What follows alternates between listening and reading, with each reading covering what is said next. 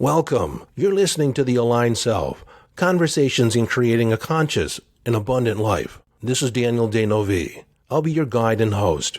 Let's see just where we can take this.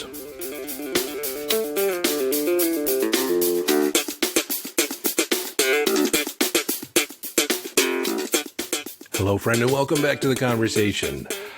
Something interesting happened to me today. I was reading my Facebook wall, and one of my friends posted that she had looked for her remote for her TV for 30 minutes, only to discover that it was in her hand.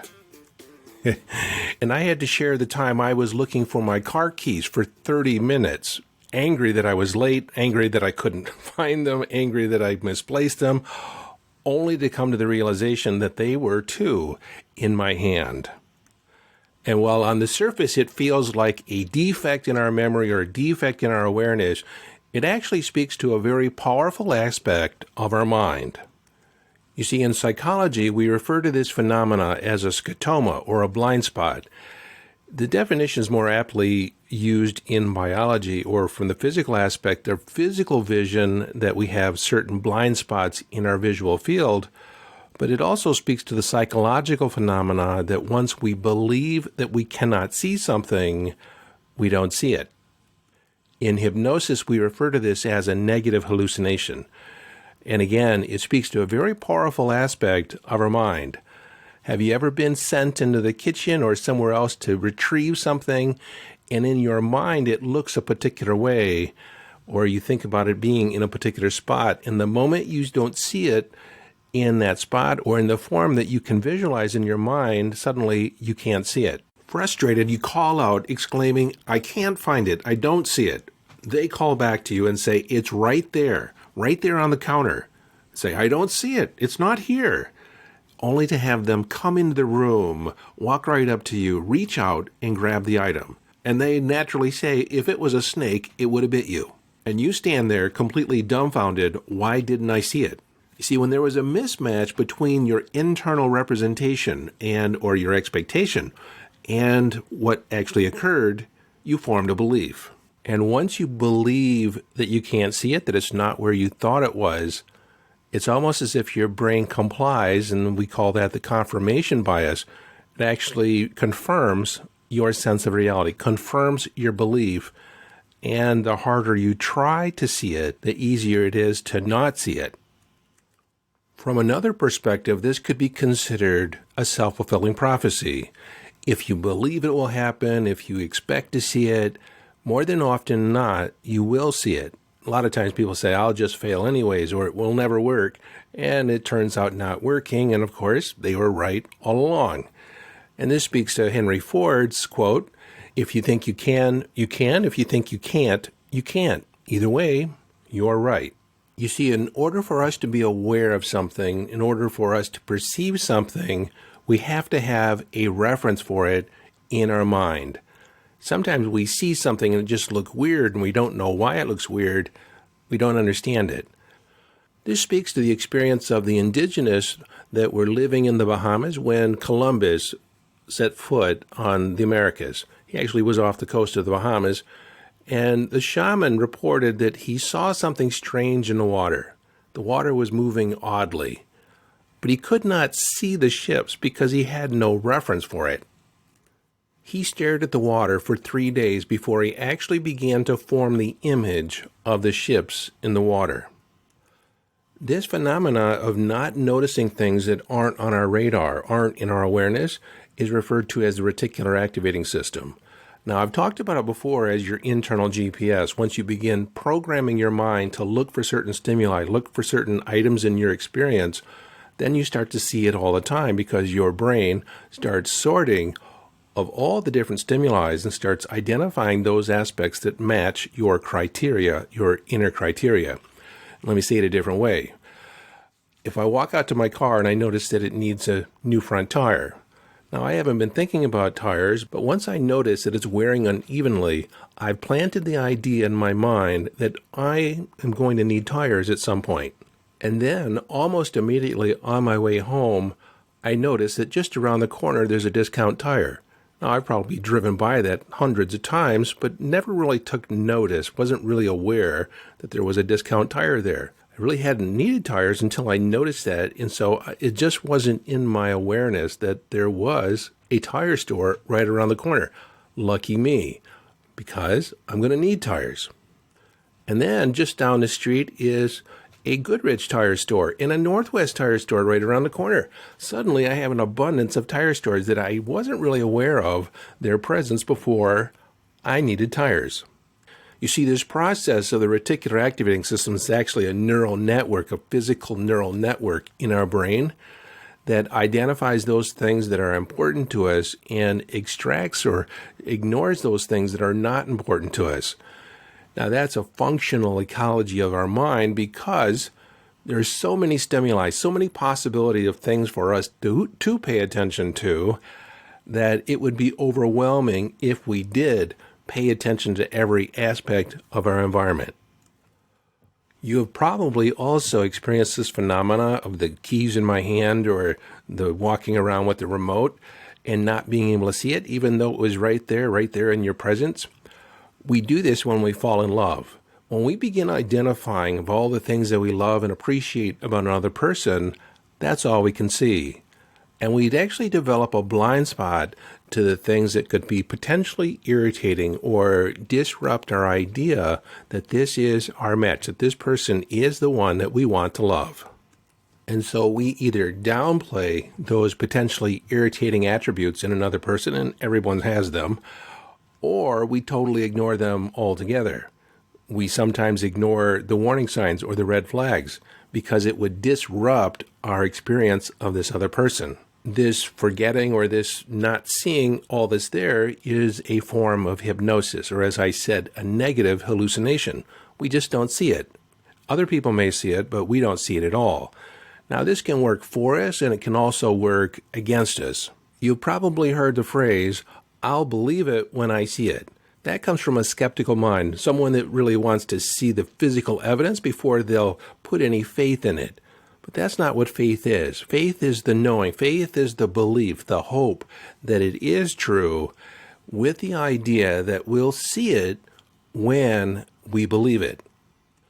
This not only works from the physical aspect of our reticular activating system. Once we put it on our radar, once we make it a criteria, once we invest our mind into looking for it in our environment, then we start to see evidence of it. That stuff was always there, but now that we consider it important, it's coming up again in our awareness. This is the same issue that people have with, not the same issue, but the same phenomena that people have seeing triple numbers, 333 and 555 and 111. Once it's on your radar, once your mind begins attenuating to it, then you start to see it again and again. And what that's saying is that when you see it, it's a function of your ability to perceive the unseen. When you notice it, even though it shows up twice a day on the clock, but when you see it on license plates or on signs or in other areas, it just says that your brain is attenuating to the symbols and signals from the universe. And your awareness of it is an indicator of you being in alignment.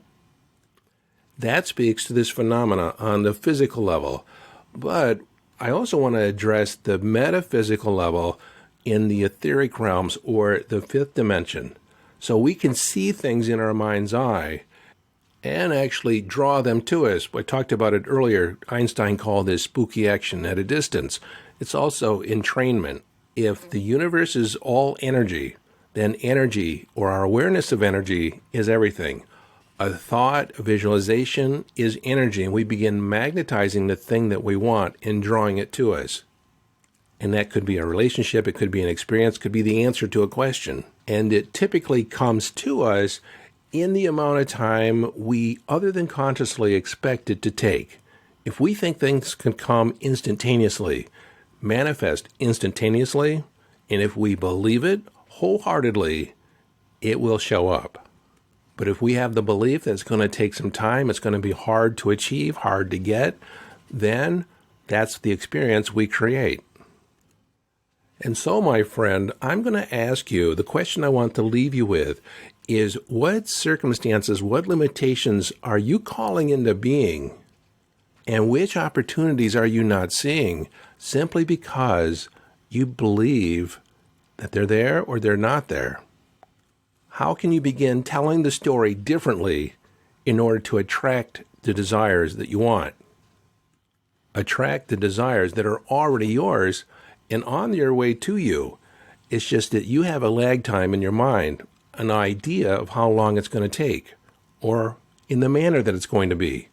This is why we want to give up the how. We don't want to know how. We don't need to know how. We just create our intention. We act as if it's coming to us, or it's already part of our experience, and then the universe supplies the how. When we don't get in the way with some idea, some story of how it's going to be delivered to us, then we open up to all possibility. We open up to all different channels of delivery. Now, I'm not sure if this is exactly related or speaks more to how entrained I am with my wife, but I was sitting here in my office thinking, a pizza sounds really good. And I'm not one to really seek out pizza like I used to when I was younger, but for some reason it was sounding really good.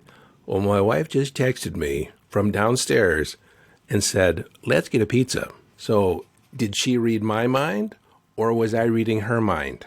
In the grand scheme of things, it doesn't really matter, does it? Because we both get what we want. Now, I was going to sign off, but this thought came to me that I want to leave you with about the salt, going into the kitchen and not seeing the salt, or walking around with my keys, or, having the remote in your hand and not seeing it. See, when we have this belief, when the thought we're having, a story in our head is getting in the way of the fulfillment of what we want, we can sidestep that belief. When I think of a sidestepping, that limiting belief I see as a wall. And it's in the way, it's a barrier for us fulfilling on. Sometimes I have to explain the pictures that are occurring in my head. So this limiting belief is a wall. In order to operate or get around it, I sidestep it like you're just going to look around a corner and ask the question, if I did know where the salt would be, where is it? If I did know where my keys were, where would I find them? What we're doing is engaging our imagination. Of course, I don't know, but if I did know, how might it show up? And you can ask this question. If I could attract $1,000 within the next week, how might it happen? If I was to muse about it, there's probably a half a dozen ways it could happen. I don't believe it will happen, but if it could, how might it happen? And so instead of living with my limiting belief, I'm engaging in different possibilities. I could find it on $1,000. Someone could send me $1,000. I could sell an offering. And if you're talking about me, someone could sign up for a coaching program, or I could get 3 people to join this, or it could come in a number of different ways. So if I begin musing about all the different ways it could come to me, not in the way I believe it would be coming to me, but it could come to me in all these different ways, I open up opportunity for the universe to deliver. I sidestep that belief. I look around that wall in my mind and entertain. If I did know, how might I do it? If it didn't matter to me how it came, how might it come? See, we entertain possibility. And so that's it for now. I just want to leave you with a bunch of questions. Talk about this phenomena that I think just about everyone has had some type of an experience like this, so you have a ready reference in your mind, ready reference in your experience. Now, this is a little addendum to the podcast. Yesterday is when I recorded the bulk of that episode, and we did go out and get pizza. Now, this is how the law of attraction works. I've been in the conversation of attracting. I've been in the conversation of law of attraction, of belief and suspending belief and thinking about possibility. And so just before I go out to get the pizza, my wife said to me she had an unexpected deposit in her bank account, a few $100s. Hurrah! I thought that was wonderful. But then I left to get the pizza. I actually stopped at the store and got a couple adult beverages, and then I went to the pizza place, which is about 5 minutes away. I paid for the pizza and I sat because it wasn't quite ready, and she said it was coming out of the oven any minute. Well, within just a couple minutes, she came around the corner and said, "Here's your pizza." I took it and drove home. Well, once I arrived home with the pizza, my wife said to me, they called and said they gave you the wrong pizza. I opened it up, and sure enough, it was something different than we had ordered. I asked my wife, do they want us to take it back? She said, no, they just want to make sure that we get the pizza that we ordered, And so if you want to just go back and get it, they'll give it to you. What about this pizza? They said keep it. And so I went and got our pizza, came back. We got 2 pizzas for the price of 1. That is abundance. And so guess what I'm having for lunch today? That is exactly how law of attraction works. You don't always know exactly when it comes. Oh, get this. I talked about, creating $1,000 over the next week. How many different ways could it come? And I mentioned that I could have a client call and say, I'd like to do coaching. Well, this morning, a client said, I want to sign up for coaching. Sign me up. I'm ready to take the next step to go to the next level. And then I got another email that said they've been listening to the podcast for a while now. They admire me as a teacher, and they want to talk to me about how they can take their journey to the next level. This is exactly how law of attraction works. You speak out into the universe. You speak what you want into existence, and you get curious. I wonder how it's going to show up. There was no attachment to any expectation. I was just throwing it out there for the universe to pick up and deliver. So until next time, this is your friend and host, Daniel Denovi, urging you to follow your bliss, live your life from inner signals, be inner directed as you engage in the epic adventure.